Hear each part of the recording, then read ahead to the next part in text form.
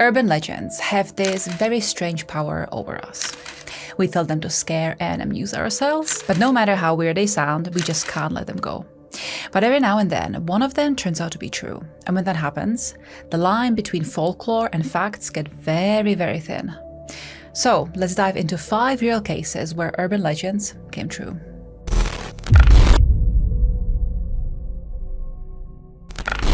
There's this story from Staten Island in New York that parents used to tell their kids so that they would stop wandering about after dark.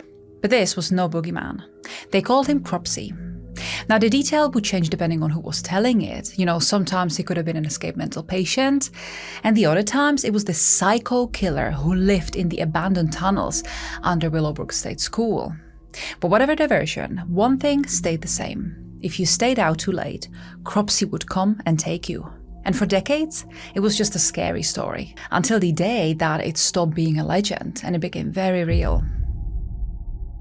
Back in the 70s and 80s, Staten Island had those pockets of wildland, overgrown woods, forgotten buildings, and most notorious of them all was the crumbling remains of Willowbrook.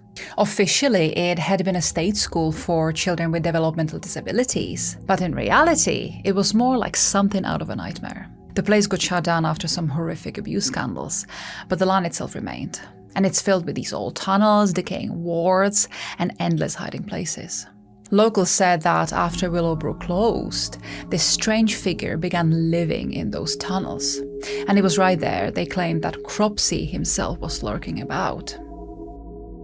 In the summer of 1981, a 7-year-old girl named Holly Ann Hughes vanished while she was walking to a convenience store just blocks away from her own home. The police and volunteers searched everywhere, but she had never been found. But she wasn't the only one. Over the next decade, several other children also disappeared under these very strange circumstances. They were all within the reach of the same abandoned property. Now, as you can imagine, the community was really terrified. The urban legend suddenly felt like an ugly truth. And eventually, the police investigation started to circle around one man. His name was Andre Rand, and he was a former custodian at Willowbrook. He was this drifter, often living in makeshift camps in the woods, and witnesses claimed that they have seen him with some of the missing children. He even had a history of disturbing behavior. In 1987, Rand was arrested and later convicted in connection with 2 of the disappearances. But here's the part that chills people. No bodies were ever discovered. Now for some, this meant that Rand had taken the secrets of what really happened in the shadows of Willowbrook away with him. Or worse, that Cropsey still wasn't finished. For the parents who had lost their children, Cropsey was no longer just a name from a campfire stories. It was the embodiment of real evil.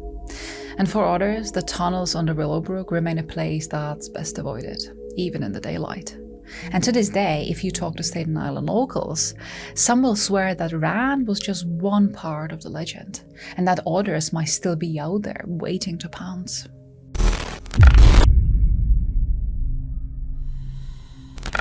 If you've ever worked in a tall office building, you've probably heard those exaggerated stories about someone leaning too far against the glass and, well, But in Toronto, during the 1990s, there was this one man who didn't just lean on a glass. No, he threw his whole body at it, but not for the reason you might immediately think of.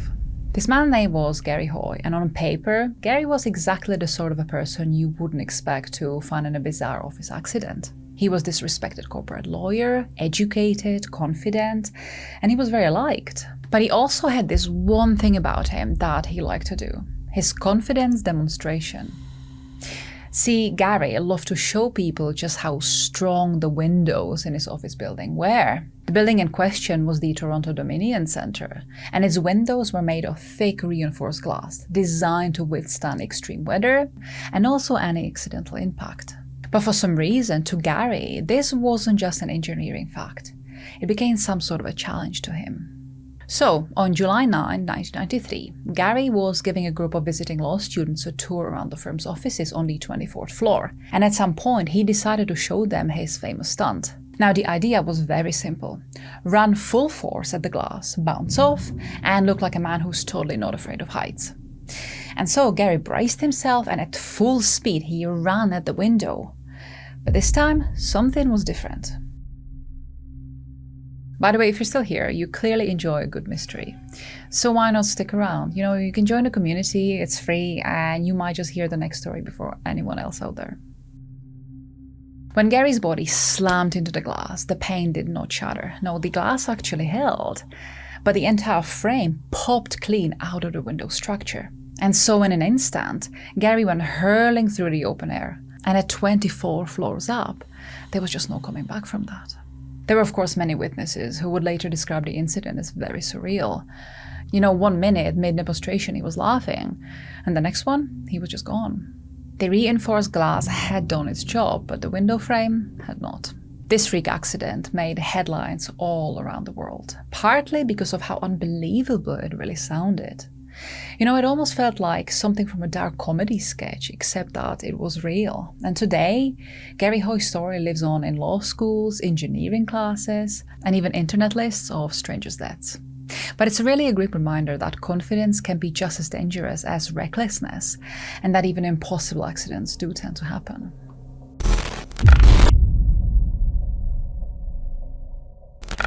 You know that old urban legend about someone hiding inside of your walls, waiting for the right moment to strike?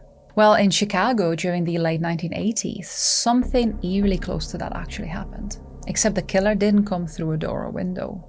He came through a bathroom mirror. The story takes place in the Abla Homes, which is a public housing complex in Chicago. And like many large-scale projects of the time, the buildings had very strange design quirks. And one of the strangest ways was for some apartments to be built back-to-back, with the bathroom medicine cabinets mounted on the same wall.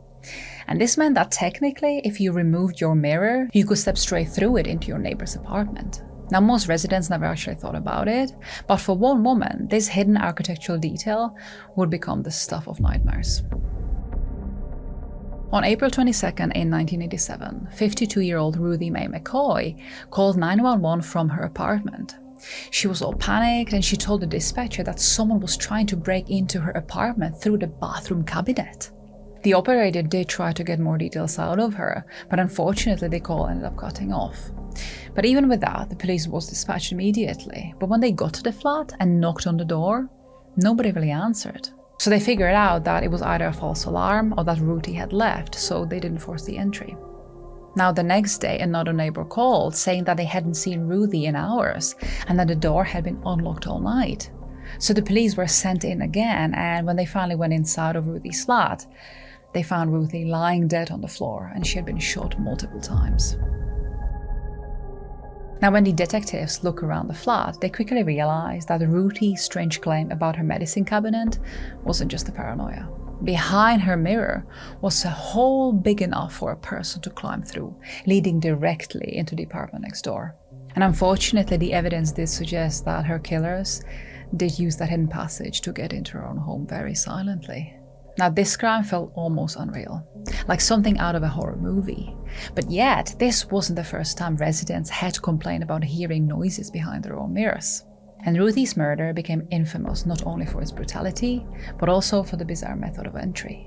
And for years afterwards, Chicago residents would, check behind their medicine cabinets just to be sure that there also wasn't a hole behind it. It's even been speculated that her story partially inspired the plot of a Candyman, which is this horror film where a supernatural killer comes through the mirror.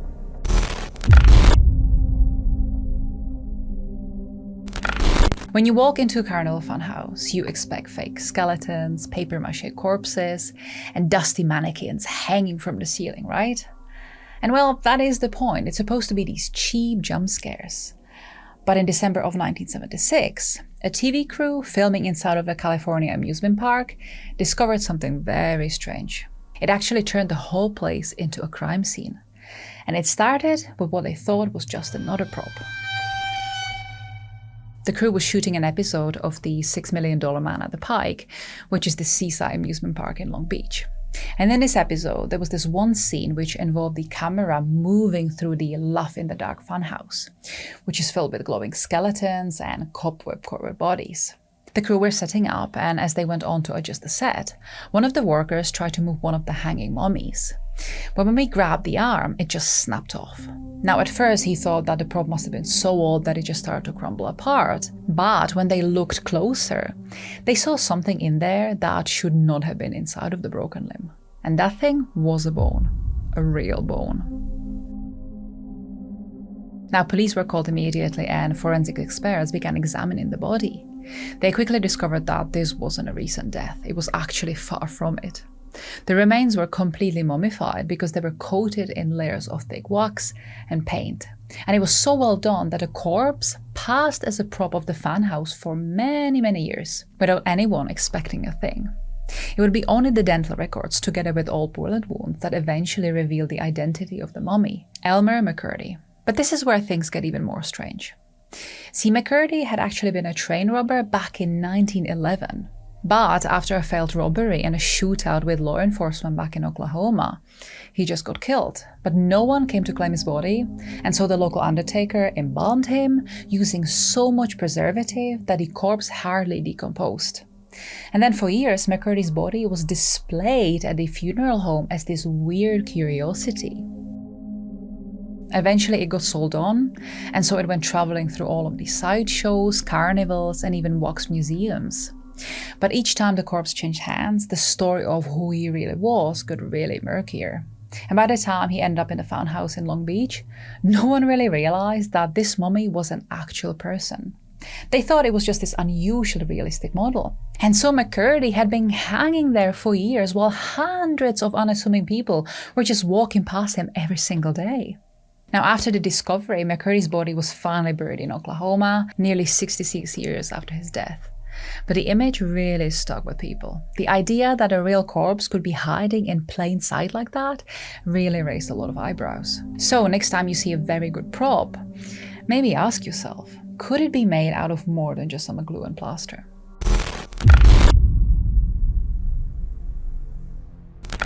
There's an all-urban tale that goes something like this.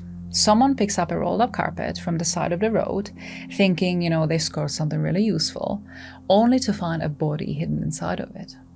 Now, most people hear it and think, that's just too ridiculous to be real. But in Wales, during the late 1980s, this nightmare scenario became a strange police case.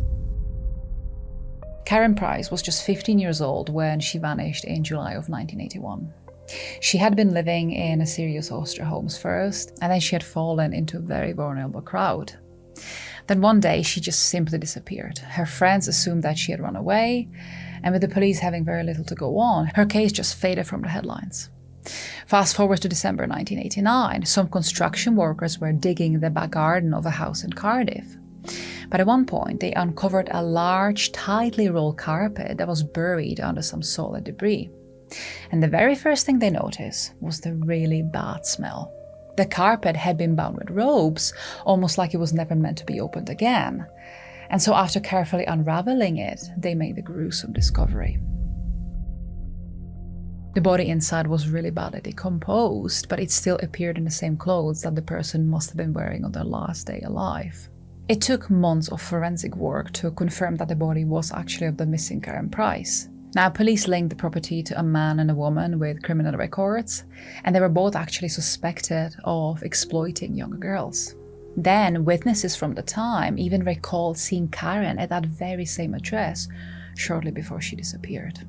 Those two suspects were eventually arrested, though legal proceedings drag on for years and years, with convictions and appeals turned the case into this legal maze. But even after the convictions, some details were still never clear, including exactly how Karen actually died. But one thing is certain, the image of the carpet, heavy and damp with years of soil, haunted everyone who worked the case. So, there you have it. 5 times the creepy stories we tell turn out to be true. The fact is that sometimes urban legends don't really start as myths. Sometimes they actually start as crime scenes. As always, let me know which one unsettled you the most, and also which one do you think that might have happened again. Until next time.